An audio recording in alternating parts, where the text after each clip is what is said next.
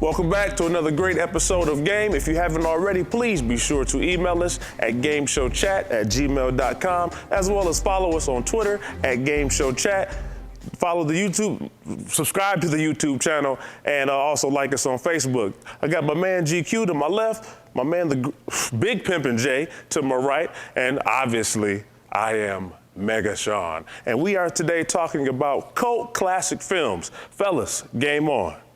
I want to start it off with the one that actually defines cult classic, Big Trouble in Little China. Right off the bat, that movie is, that's what, when you think of a cult film that's just got a little, following, it flew under the radar, but it was a great movie, that's the one right there. That movie influenced Mortal Kombat. Yeah. I mean, obviously, Raiden and Shang Tsung probably come gave Kurt Russell a decent career. Yeah, Kurt Russell is underappreciated in my opinion, because the dude's, Jack Burton was hilarious. Jack Burton, me! That movie, man, there's so many one-liners, there's so many classic scenes. I mean, the movie is just great. That was there's not enough you can say about that movie. Since you're bringing up Kurt Russell, Escape from New York. Yes. Escape from New York is an absolutely amazing that Snake film. Plissken. The whole Snake Plissken bit. Yes. You cannot tell me that they did not rip his character off for Metal Gear. I'm sorry. Hideo Kojima, we know full well you played that movie back a million times on VHS and was like, hey, that'd be a pretty interesting video game character. So we know full well Snake Plissken isn't Solid Snake, same character. Another great one, classic Troma film, Toxic Avenger. Oh, yeah. Toxic Avenger was so good, they made a second one and a third one, and for some reason, I think they were making a fourth. And they made a cartoon. Yeah, I remember that. Which was crazy. And a full comic book series, which is also weird. Same thing with like Swamp Thing, which was another horrible thing. I love the cartoon, though. I mean, Toxic Avenger, I mean, for those of you who have not seen a Troma film, get your college friends together, like throw together some beer money and then go shoot a film. Because that's pretty much what these movies look like. Yeah. They are so low budget, and I give Troma credit because they bring in people to say, what is your idea, what's your vision, and go ahead and do it. And we'll give you the $173 you need to do it. I mean, and there's some decent stuff there. I mean, bad Troma films like Toxic Avenger, Nuke 'Em High. Oh God, what's the samurai one with the guy eats a mouthful of worms? Sergeant Kabuki. Yeah, just terrible films, but all kinds of fun just to watch. If you really want to see a horrible film, go watch Bloodsucking Freaks, which was like one of the first ones they did in their 70s, which is just as bad as it sounds.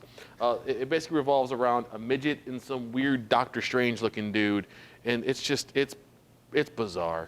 It's really bizarre. No, I have one, but I can't remember. When you said midget, it popped right back into my head. It used to come on Channel 20 all the time. It was a jail movie. That's getting really, a midget in jail? Remember, this isn't sounding good. No, man. But there was a guy, and it was a guy who ran the prison, and you had to talk to him like behind a curtain. Oh, but I'm gonna find it. But it's a cult classic. Once I say the name, you're gonna remember what this movie was. We're gonna hope this is not some strange. I promise you. Flashback coming up, because you didn't do drugs in the 70s. No, I didn't. I wasn't even born in the 70s. But anyway, you guys go back to your movies. I'm gonna find the name of this movie for you shortly. I'm kind of in shock. I'm sorry. I don't really know where to go from this. Yeah, one. right. We're talking about midget in prison and. Yeah, it's getting weird. It was a movie, man. There's something that Mega Sean is not telling us. However, you know what? This is the kind of, for me, the quintessential kids movie was. Not kids movie, but kids adventure movie was The Goonies. To me, Goonies is popular, but it's not. I mean, that's okay. It's not Avengers popular. Obviously, it didn't do like billions of dollars in box office. But the movie was just good. The cast was great. I mean, everybody had their role. Everybody fit their role. You kind of had that whole coming of age story just told. And they tried to replicate it with 3 or 4 different movies. What was it, 8mm or 16mm, whatever that crappy film was that J.J. Abrams did recently. Tried to recreate that. Super 8. Super 8. Yeah. Lens flares in the middle of the desert. That, I mean, anytime you get a group of kids together, they always try to do that coming of age. Like, I mean, Stand By Me did it right. Yeah. But other than that, you're right. Goonies was a fantastic film. I think we copied that on VCR growing up because it was on the same tape as Temple of Doom. And I promise you, we wore that tape out in a year. I mean, I can probably quote that movie forwards, backwards, and in between. The Goonies is just such an awesome, awesome film. Speaking of like kind of those weird movies, again, Dusk Till Dawn series. Oh yeah. Even though the second and third one, anytime you cast John Bon Jovi as one of your leads, you're in trouble. But I mean, those movies are just fun. Dracula 2000. I don't know why. Even though it was like one of Gerard Butler's first films. Yeah. I knew he was in it. Yeah. Okay. Jerry Ryan was in it too from Star Trek. Yeah. And they did the first one, which wasn't bad. But then they did 2 sequels, which really had nothing to do with the first one. But I don't know why. Those are just fun movies to sit and watch. I mean, if you just want to sit and kill an afternoon, watch bad B vampire movies. But that's what Hollywood does, though. They'll have something and it's good, then they'll just run it into the ground. I mean, they will just take it and it's like, we're gonna make more money off of it. It's like, yeah, but you're making it cheap. Yeah, well, Die Hard and Saw all day long. Man, I didn't drink, I'm sorry. No, definitely that. I'm gonna have to throw out. This is for me. I'm not. Maybe it's not cult classic status, but it's just a good movie. Krull.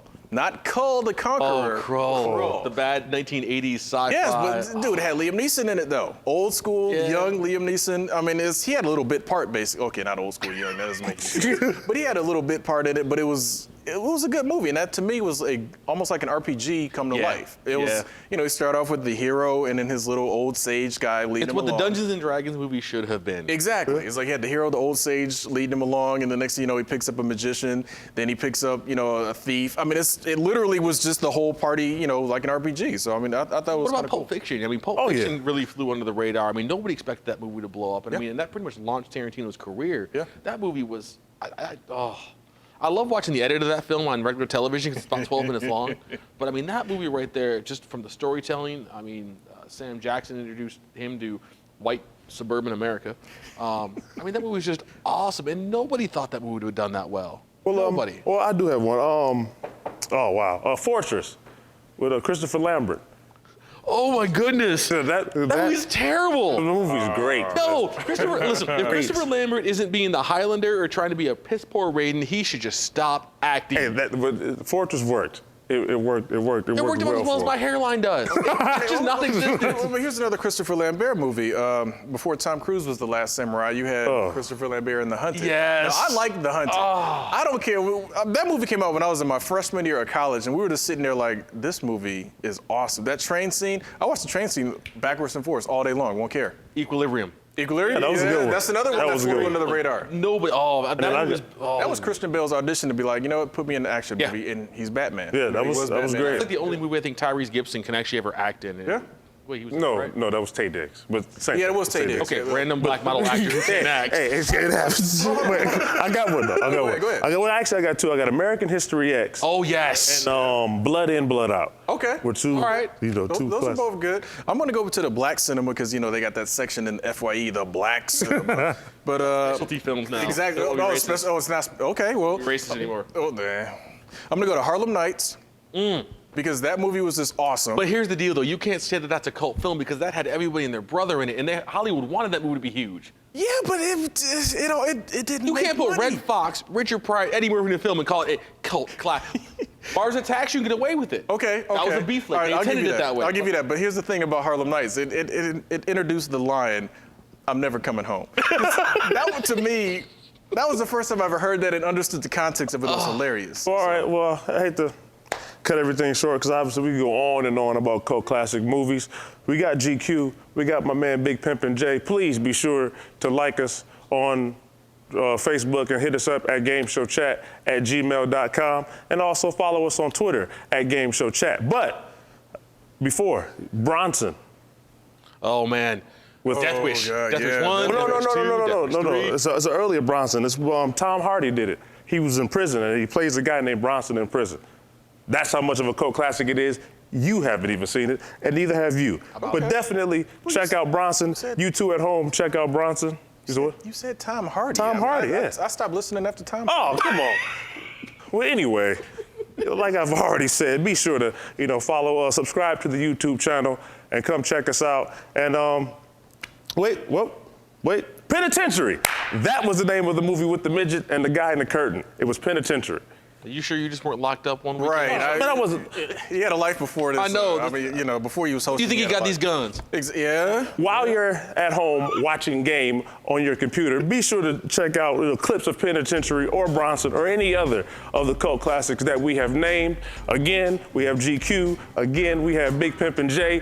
I am Mega Sean. Game over.